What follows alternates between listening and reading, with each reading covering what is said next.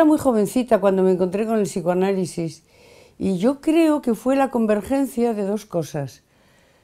Por un lado, yo no sabía lo que buscaba, pero buscaba algo. Ya desde que era estudiante, buscaba algo, bueno, no voy a decir en la política, porque realmente aquello no era política, pero sí la creencia en que el mundo podía cambiar, que se podría llegar a realizar lo de cada cual según su capacidad, a cada cual según sus necesidades. Fíjate, yo creo que al final eso se realiza más con el psicoanálisis que con el marxismo. Ya ves qué ironías de la existencia.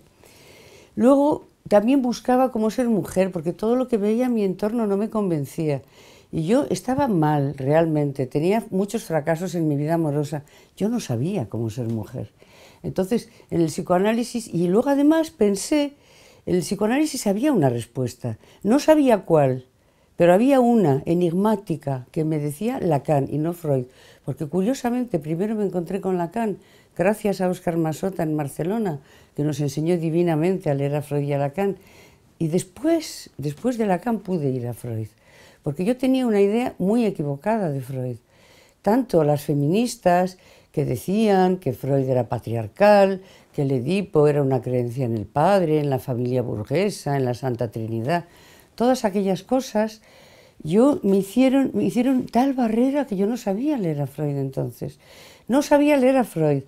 Y más, me hice joven psiquiatra pensando que a lo mejor los locos tenían alguna respuesta. No, lo que me encontré fue el horror de los manicomios, de la psiquiatría tradicional, de la represión en aquellos tiempos. Entonces, lógicamente, como tantos otros de mi generación, buscamos en la antipsiquiatría con Laing, con Basalla. Tampoco, negaban la locura y yo sabía, me daba cuenta de que aquellos locos sufrían. Y yo también sufría, pero de una manera distinta.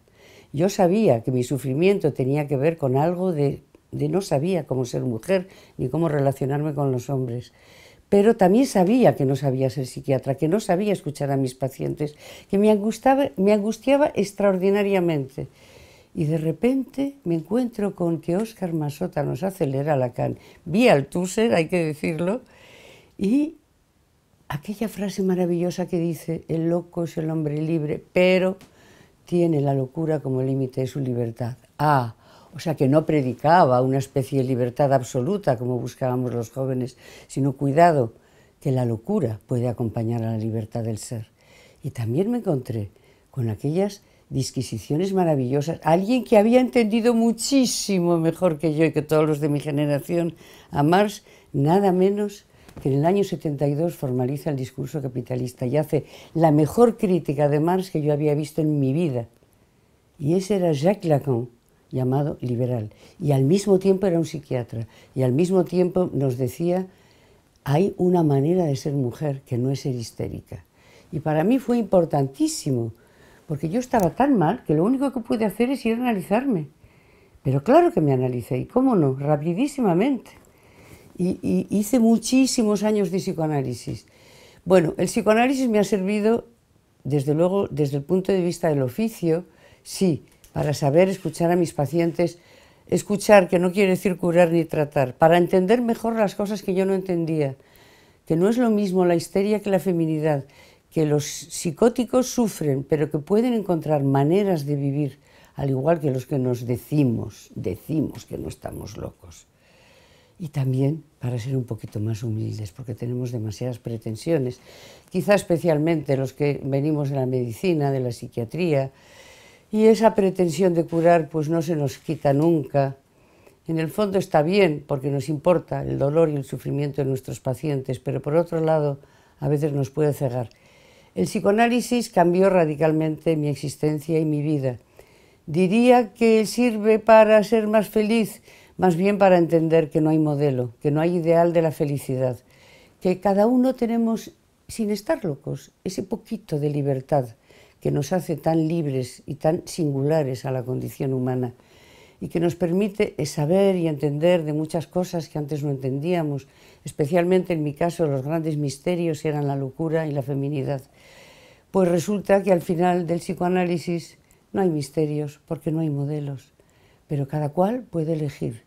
Elegir libremente, no tanto, sino es ser lo que eres sin miedo. Y eso es tan importante, ser lo que eres sin miedo y estar un poquito contento de vivir.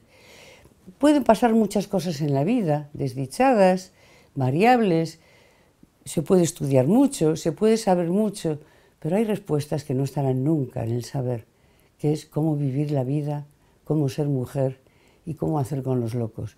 No tenemos respuesta, no tenemos saber, estudiamos mucho y Lacan nos da muchísimas respuestas. Y después, gracias a Lacan, vale la pena para entender especialmente por qué el psicoanálisis en el mundo de hoy, bueno, yo no diría el mundo de hoy, sino los mundos de hoy, que son plurales, convulsos, no voy a repetir lo que dicen tantos pensadores, pero justamente se nos inocula muchísimo miedo.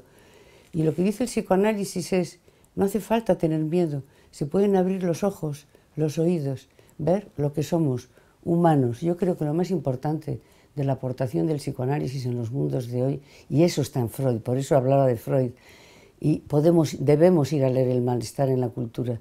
Eran otros tiempos, el mundo de ayer sí, pero Freud nos dio una gran lección, era un hombre valiente, un hombre de deseo, que supo confrontarse a los enigmas de su época y a los enigmas de lo que sufrían sus pacientes. Y ahora nosotros tenemos, Lacan ya no está, pero nos ha dejado un legado inmenso y no le hemos sacado todavía, ni muchísimo menos, todo el fruto que podemos sacar a la enseñanza de Lacan y del psicoanálisis.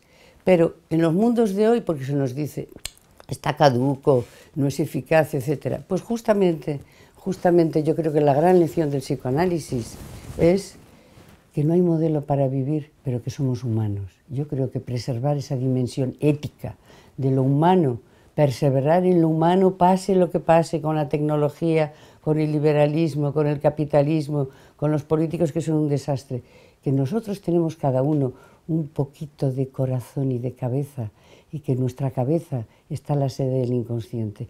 Creer en el inconsciente cambia muchísimo la perspectiva sobre la existencia.